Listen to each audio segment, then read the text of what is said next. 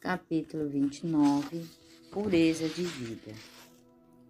A maior necessidade do mundo e do homens que não se comprem e nem se vendam, homens que no íntimo da alma sejam verdadeiros e honestos, homens que não temam chamar o pecado pelo seu nome exato, homens cuja consciência seja tão fiel ao dever como bússola e ao polo, homens que permaneçam firmes pelo que é reto, ainda que caiam os céus.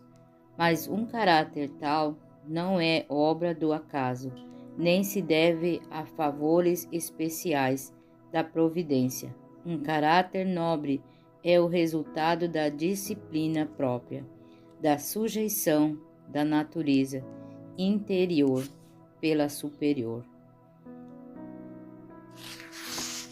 Este título representa as exatas palavras de Ellen White, quando dava uma lista de fatores para a saúde, que ela indicou como os remédios de Deus para a cura de todas as enfermidades. E é com este pensamento em vista que iniciamos as considerações deste capítulo, pureza de vida, para que se possa gozar saúde. Mas pureza de vida, neste final de século XX, como? Não posso sair à rua, não posso entrar no ônibus, não posso encostar-me a uma banca de jornais e revista, não posso ligar o rádio ou a televisão e mesmo abrir um jornal de notícias sem ser afetado. É isto mesmo. Se você quiser gozar saúde, pureza de vida, é um requisito. Por quê? Porque os sentimentos, as emoções, os comportamentos sexuais têm muito que ver com as resistências orgânicas e com a saúde mental. Não há verdadeiro equilíbrio psíquico e emocional em indivíduos impuros mental ou fisicamente. Alguns acham que isto é questão de conceito, mas não é. Verdade que ainda mesmo o mais corrupto dos indivíduos possa continuar indefinidamente uma vida de devassidão sem o menor senso de culpa, ou julgando-se com profundo reconhecimento de que sua vida é nobre.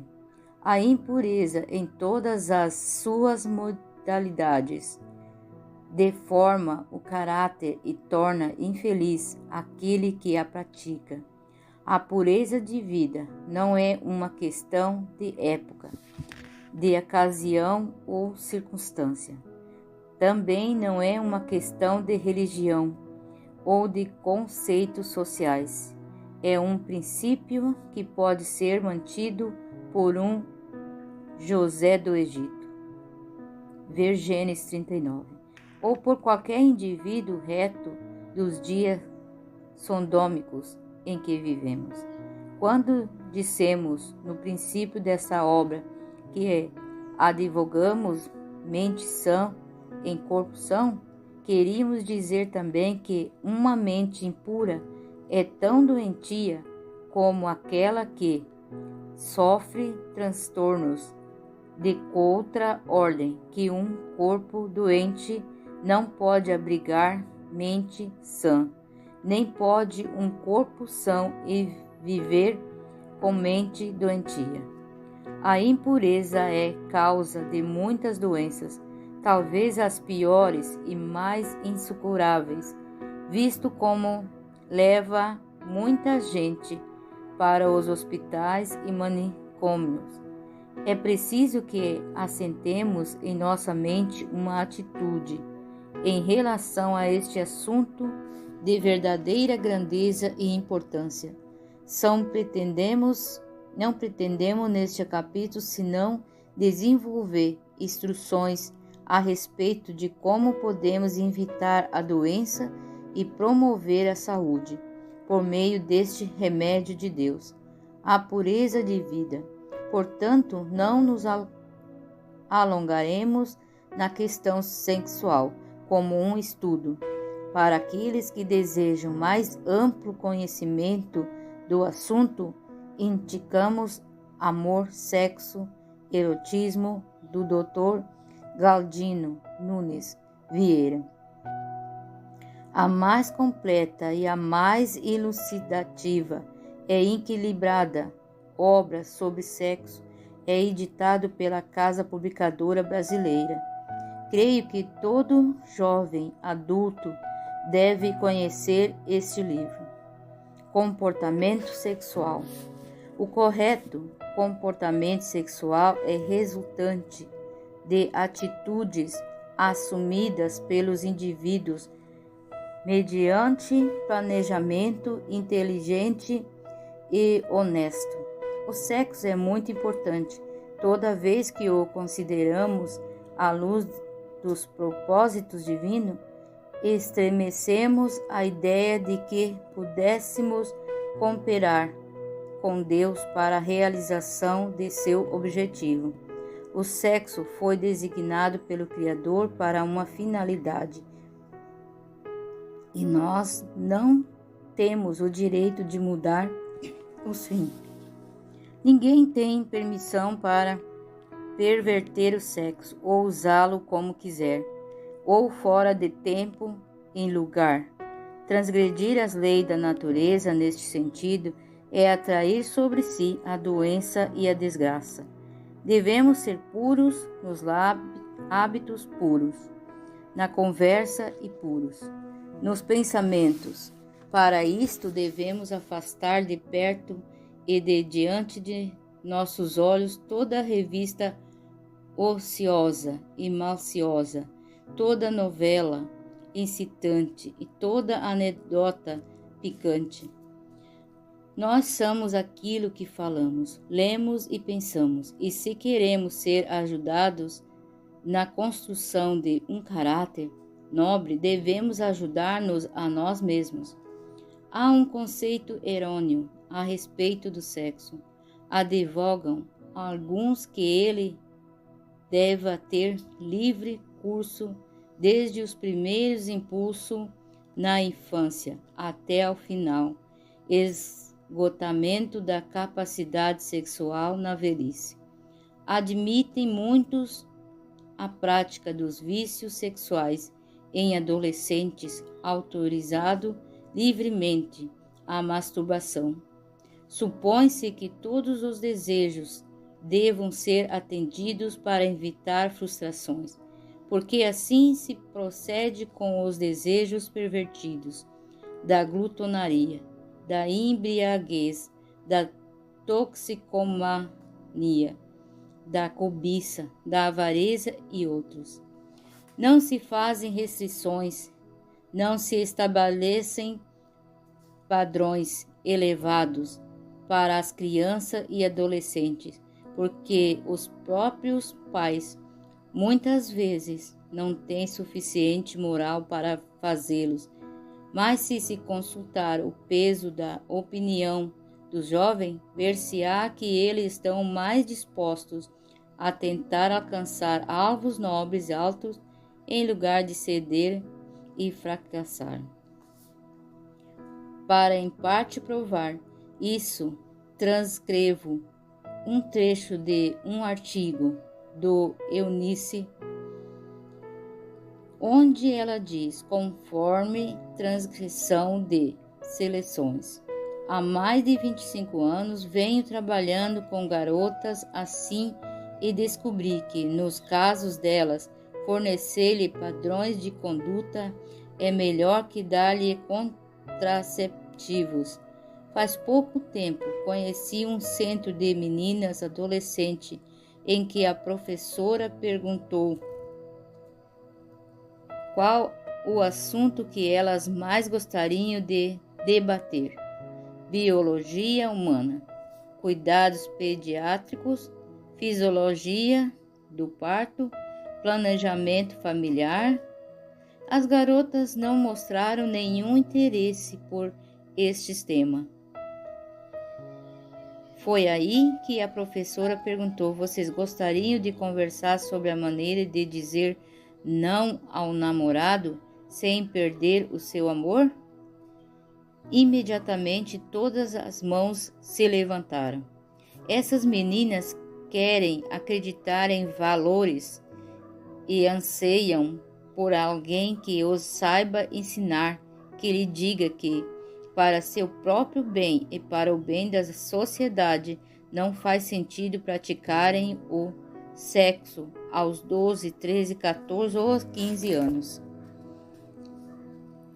Que nessa idade ele não é necessário para o desenvolvimento de uma relação amorosa perdurável. Os adolescentes querem que seus pais, seus professores, líderes políticos defendam valores morais firmes, e isso inclui os que se relacionam com o amor e o sexo. Em qualquer tipo de educação sexual, devemos insistir para que se inclua uma dimensão moral tão importante quanto a biológica, não apenas por ser isso o que queremos, mas porque nossos filhos também o querem. Recusar-se a discutir os valores que permeiam as nossas relações sexuais é ensinar aos jovens que essa importante experiência humana não é tema para reflexões e dissertações morais. A tendência dos adultos hoje é acomodarem-se aos rebeldes, mal educados e desajustados, em lugar de eles mesmos praticarem normas elevadas e então orientar os fortes e nobres, enquanto tentam ajudar os fracos e pusilánimes e desejarem ser fortes. É nosso dever exaltar os valores em vez de nivelá-los à baixeza dos perversos. A praga da masturbação. Alguns autores sobre o assunto colocam o alto índice da masturbação, na casa dos 80 a 90%, e isso tanto entre rapazes como entre meninas.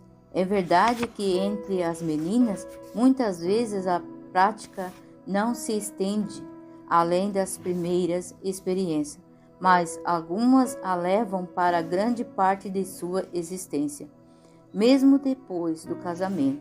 A masturbação, uma vez arraigada na vida do adolescente, causa efeitos tremendos de envelhecimento, covardia, mentira, hipocrisia, preguiça, indecisão e total incapacidade, um caráter arruinado. Mas o resultado que afeta a saúde não são menores a milhões de pessoas hoje, eternos psicopatas, sofrendo e fazendo os outros sofrerem por causa deste vício tão comum. Faz algum tempo, uma idosa viúva, ela mesma doente e muito pobre, me procurou, arrastando consigo um filho de 24 anos de idade, depois de tê-lo feito percorrer muitos médicos e hospitais. Estava ansiosa por ouvir de mim que eu seria capaz de indicar alguma coisa para curar seu filho. Era tão evidente o problema ao moço que eu pedi a ela para me deixar falar em particular com ele. Então disse ao rapaz: tenho pena de sua mãe, ela se preocupa por você e o leva de médico em médico na esperança de o ver bom, a fim de que você possa ajudar a manter a casa. Entretanto, você sabe que é o único culpado de sua doença. Sua mãe se aflige porque a ama, mas você desperdiça a saúde na satisfação de um prazer doentio. Enquanto você não parar de se masturbar, remédio algum lhe fará qualquer bem. Aí ele confessou que se masturbava várias vezes por dia. Este quadro é o retrato de muitos jovens por aí afora. Os pais têm a obrigação de alertar seus filhos desde cedo para se livrarem deste povo maldito que está arruinando a mocidade e enlouquecendo o mundo, além de preparar uma geração futura mais fraca e mais vil. Não nos podemos acomodar para aceitar um mal remediável e rotulá-lo de problema de uma época.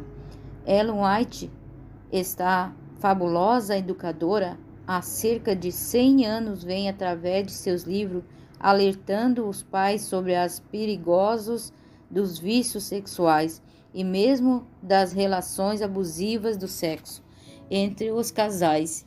E eu gostaria de deixar que ela nos fale nos parágrafos seguintes que transcrevo de Assalem. Um apelo às mães. Minha justificativa para dirigir-me às mães sobre este assunto é porque sou mãe e me sinto alarmada pelas crianças e jovens que, pelo vício secreto, se estão arruinando para este mundo e para o mundo vindouro. Permitimos-nos examinar este assunto do ponto de vista físico, mental e moral. Mães, vejamos primeiro os resultados deste vício. A masturbação. Sobre as forças físicas, não tendes notado uma falta de beleza saudável, falta de força, poder de resistência em vossos queridos filhos? Não vos tende entristecido as observardes neles o progresso da enfermidade que tem frustrado vossa perícia e a dos médicos? Ouves inúmeras queixas de dor de cabeça, catarro, torturas, nervosismo, dor nos ombros e lados, falta de apetite, dor nas costas e membros, insônia, noites febris, sensação de cansaço pela manhã e grande exaustão após algum exercício. Ao ver de desaparecer deles a beleza da saúde, ao notar-lhes a palidez ou a desnatural rubor da face. Tende vós alertado o suficiente para olhar para baixo da superfície, para inquirir sobre a causa desta decadência física? E não tendes notado que houve queda de eficiência na saúde mental de vossos filhos, que seu comportamento se tem marcado por extremos, que eles parecem ausentes mentais, que eles começam a falar nervosamente quando arguidos e que são facilmente irritados? Não tende observado que, quando ocupados num trabalho, eles parecem olhar sonhadoramente como se a mente estivesse a vaguear?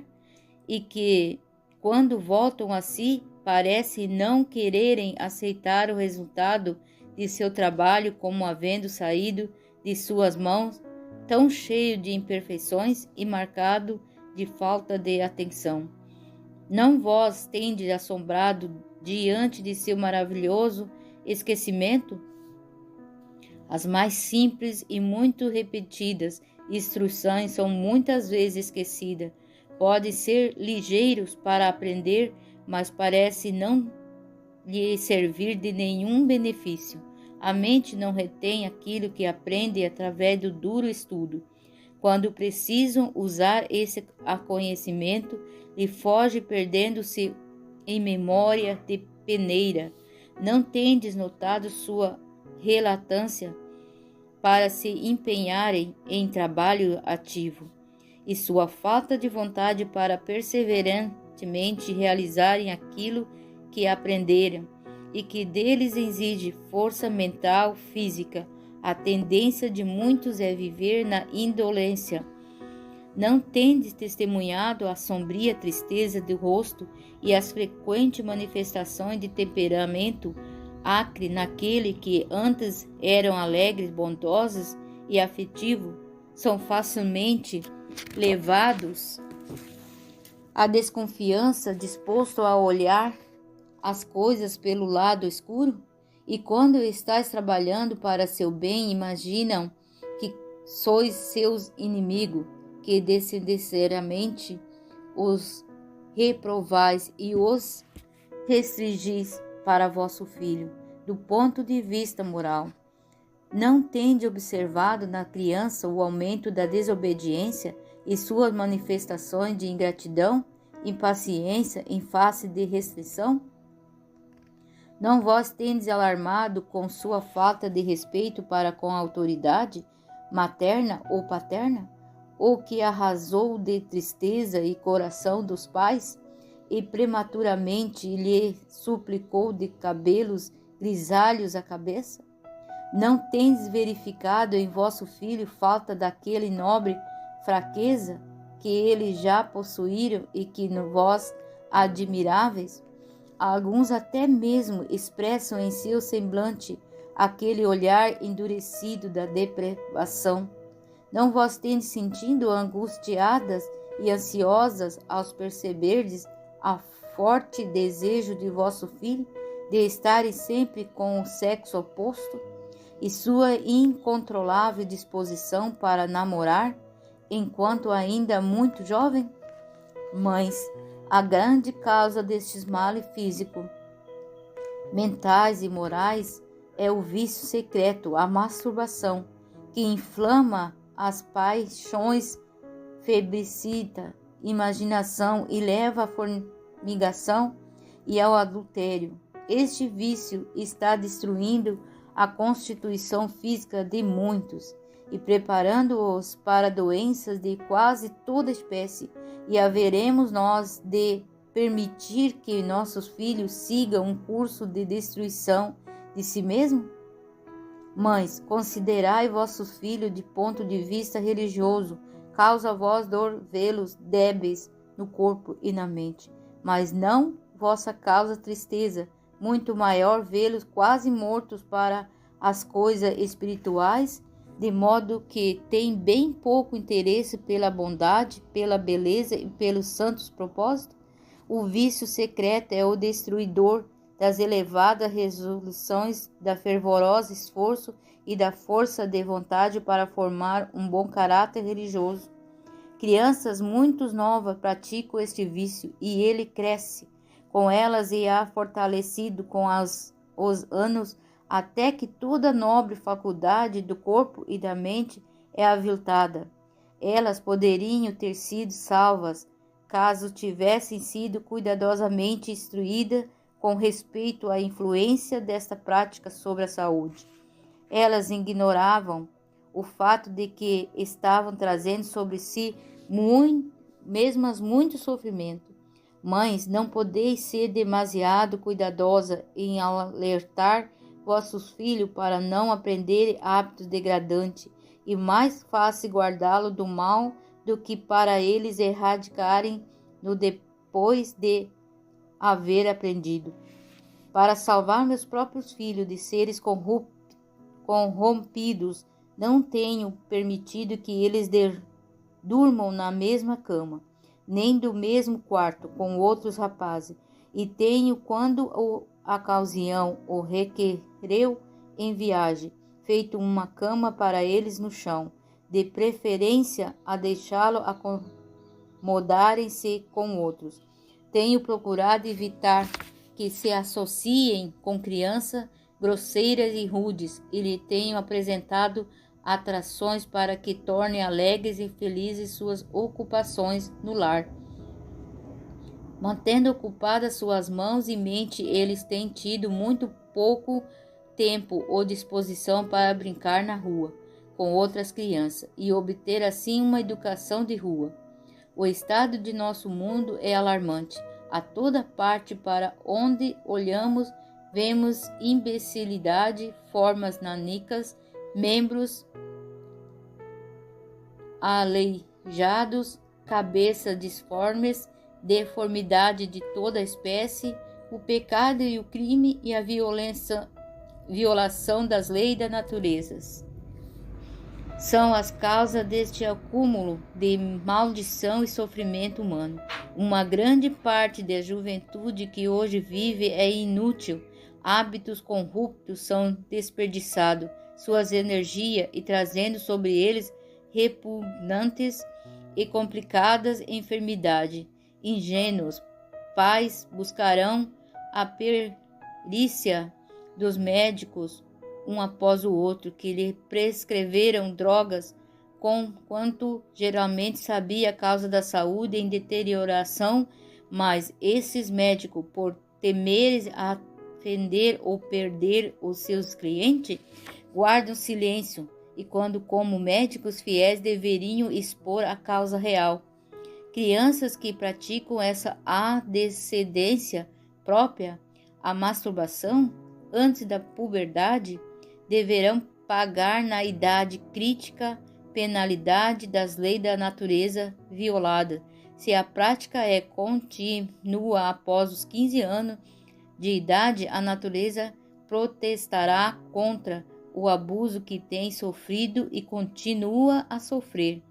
Fará que arrostem com a penalidade pelas transgressões de suas leis, especialmente entre os 30 e 45 anos, mediante numerosas dores no organismo e várias doenças, tais como afecções do fígado e dos pulmões, nevralgia, reumatismo, problemas da coluna, rins, doentes e humores cancerosos. Aquele que se destrói a si mesmo por seus próprios atos nunca terão vida eterna. A prática dos atos secretos com toda a certeza destrói a força vitais do organismo. Ninguém poderá viver uma vez exauridas as suas energias. Terá de morrer. Deus odeia a impureza. A sua desprovação repousa sobre todos aqueles que segura e gradualmente se estão deteriorados. A primeira obra daqueles que desejam reforçar-se é purificar-se. Imaginação, se a mente se conduz numa direção viciosa, ela deve ser restringida para demorar-se apenas em assuntos puros e elevados. Quando tentada a se entregar a uma imaginação corrupta, fuja para o trono da graça e ore por força do céu. E depois de se demorar assim na questão da masturbação, Ellen White dedica mais alguns capítulos a relações entre os cônjuges. Assim continua ela. Muitos casais não obtêm o conhecimento que deveriam a respeito da vida de casado. Eles não compreendem que Deus deles requer que controle sua vida conjugal contra todos os excessos e bem poucos consideram um dever religioso governar suas paixões. Muitas mulheres estão sofrendo de grande debilidade e já com doença nelas instalada, trazida sobre elas porque a lei do seu ser foram desrespeitadas. As leis da natureza foram espezinhadas. O poder nervoso do cérebro foi esbanjado por homens e mulheres, porque foi obrigado a agir não naturalmente, a fim de satisfazer paixões baixas. E estas paixões alvitantes, odiosas e monstruosas, recebem o delicado nome de amor. E assim poderíamos prosseguir, apontando os males do que se encaminhamento no que se refere aos abusos sexuais, mas o que foi dito é o bastante para compreendermos nossos deveres nesse sentido: pureza de vida, pureza de pensamento, de atitude, maneiras e ações. Sem ela não podemos gozar plena e abundância saúde. Com aquilo que fica dito, não há nenhuma sugestão de austeridade e abstinência sexual para os casados, além da moderação razoável, relações conjugais como fruto de um verdadeiro e sincero amor. com a devida moderação e pureza. Estão dentro das normas cristãs, mas são as práticas extemporâneas dos adolescentes e dos solteiros e os excessos maritais que devem ser condenados como fatores de doença, e contra este nos devemos guardar. A mesa e seu papel da pureza. A alimentação tem um papel preponderante nesta questão. As mães devem compreender que muitos ovos e alimentos muito temperados e picantes, muito queijo e carne, café, chá, bebidas alcoólicas e sobremesa são todos fabricantes de incitações que conduzem ao vício e às paixões. Do outro lado, a abundância de frutas, especialmente o limão e outras frutas ácidas, todas hortaliças cruas e levedo de cerveja, são alimentos que anulam ou diminuem as incitações sexuais. Quando nos esforçamos por controlar os apetites e paixões pervertidos, não estamos sozinhos e não somos esquisitos. Poderíamos citar muitos autores que apoiam este princípio, mas notemos ainda apenas o conceito e os conselhos expressos pelo Dr. e seu livro. A habilidade procriativa do homem é limitada ou encurtada por seus hábitos de comer e viver de um lado e por sua irrefreada incontinência e falta de domínio próprio do outro. Quando os homens e as mulheres aprenderem que a continência e o domínio de si mesmos, juntamente com a abstinência de alimentos desvitalizados, podem ajudá-lo a regenerar o corpo para a restauração de vigor e de rejuvenescimento, terão aprendido a lição de como se tornarem mais jovens. O poder da vontade e o domínio próprio nos habilitam a converter os desejos e apetites da luxúria em aspirações nobres e dignas. Ele torna possível a nós reverter ao mundo o curso do fluido da vida, que se origina no fluido cérebro espinhal, e dirigi-lo para as canais da sublime desenvolvimento da virtude que nós mesmo desejamos encontrar naqueles que admiramos, honramos e estimamos. As glândulas sexuais desempenham um importante papel no programa do rejuvenescimento, e ela responde com espantosa ao estímulo da mente, e não menos o alimento correto. Carne de qualquer espécie estimula o sistema sexual da inaneira insalubre. Ela contribui para sobrecarregar de excitações o físico e o conceitual da natureza animal. Quando mais alimento crus comemos, frutas, hortaliças e nozes, também em forma de sucos para os mais doentes, mais saúde teremos e menos excitações nervosas, portanto, menos apetites sexuais. É dever das mães planejarem um alimento que põem diante de seus filhos, desde a mais terna infância. Não há preço que supere o valor de um caráter nobre numa criança, num jovem ou em quem quer que seja. Uma criança robusta, sadia e com pleno domínio próprio e de um valor extraordinário para si mesmo, para os pais e a sociedade. Mães, eis a tarefa, direis conta de vossa mordomia perante um tribunal imparcial. Mas certamente o Senhor juiz terá misericórdia daqueles que erram por ignorância, pureza de vida, que é alvo sublime. Um conselho quanto procriação. Talvez este pensamento fuja um pouco do assunto deste capítulo, mas na questão de saúde, e nos estamos considerando saúde em todos os seus aspectos, é muito importante que as cônjuges pensem seriamente no planejamento da família. Há milhões de pessoas no mundo que nunca deveriam procriar, e por várias razões.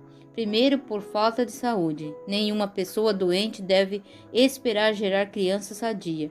Os filhos dos doentes sempre terão problemas, alguns graves que causarão aborrecimento aos pais e à sociedade. É contraditória que uma pessoa doente infantilmente diga: eu gosto tanto de criança que não poderei deixar de ter alguns filhos.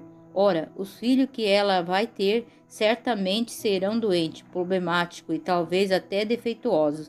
Se ela gosta tanto de criança nessas condições, por que não adota uns poucos dos melhores de órfãos, abandonados, em lugar de pôr no mundo outros sofredores que não pedirão para existir? Pense bem, será isto amor? Desejar ocupar-se por longos anos com crianças que sofrem só porque vieram à existência? Não se parece isso mais com o amor egoísta de uma meninazinha por sua boneca? Ou poderíamos também chamar de imaturidade? Se a mulher ama verdadeiramente, não pôr no mundo um filho de suas estranhas para sofrer. As crianças não pediu para nascer. Sobre este assunto são oportunos outra vez as considerações de Ellen White. A maioria dos homens e mulheres tem agido de relação conjugal como se a única questão para eles assentarem fosse amarem-se um ao outro. Devem, no entanto, compreender que sobre eles impede nessa união outra responsabilidade, além dessa, cumprir-lhe considerar-se uma prole, possuir saúde física e força mental e moral. Homens e mulheres não têm direito de seguir impulsos ou paixão cega em sua relação matrimonial e depois trazer ao mundo inocente crianças para compreenderem de várias formas que a vida não tem senão bem pouco de alegria, de felicidade, sendo, portanto, um fardo. Os que acrescentam o número de seus filhos, quando se consultassem a razão, deveriam saber que a fraqueza física e mental tem de ser sua herança, são transgressores dos últimos 6 preceitos da lei de Deus, que especificam a dever do homem para com o seu semelhante. Houvessem as mães das gerações passadas se informado quanto às leis de seu corpo, haveriam compreendido que sua resistência constitucional, bem como o trono moral, a sua faculdade mentais, haveriam de ser em grande medida apresentados em seus descendentes, sua ignorância a respeito desse assunto, e que tanto se acha envolvido e criminosa. Muitas mulheres nunca se deveriam haver tornado mães, tinham o sangue cheio de escrófulos e elas transmitidas por seus pais e aumentadas por sua vulgar maneira de viver, o intelecto foi rebaixado, escravizado a servir aos apetites animais, e os filhos nascidos de pais assim têm sido pobres sofredores de bem pouco proveito à sociedade. Uma das grandes causas de degeneração nas gerações passadas até ao presente é que as esposas e mães que de outro modo haveriam sido de benéfica influência para a sociedade no erguer as normas morais, perderam-se para ela pela multiplicidade do cuidado doméstico, em virtude da maneira de cozinhar em voga destruidora da saúde e também em consequência dos partos demasiado frequentes. Caso essas mães houvessem dado à luz poucos filhos, se estes houvessem sido cuidadosos em viver de comida que lhe conservasse a saúde física e a resistência mental, de modo que a moral e intelecto predominassem sobre o animal, elas poderiam tanto educar seus filhos para a utilidade como para serem brilhantes normalmente da associação. Assim, por falta da saúde, muitos não estão em condições de ter filho e porque milhões de pessoas não têm nenhuma estrutura econômica ou ilustração educacional, não deveriam pôr filhos no mundo. Não é justo criar filhos, embora sadios, sem um mínimo de conforto e educação. Eles precisam de roupa, calçado, alimento, precisam de escola, ambiente social, até saúde, e essas providências devem se preocupar com os pais mais do que a satisfação de um prazer momentâneo, de que vai resultar uma responsabilidade de consequência duradoura. O plano divino quanto aos nossos filhos resume-se em um lindo canto de salmista, Davi, nas seguintes palavras: para que os nossos filhos sejam como planta, bem desenvolvida na sua mocidade, para que as nossas filhas sejam como pedras de esquina, lavradas como de um palácio. Bem-aventurado o povo a quem assim suceder. Salmo 144, verso 12 e 15.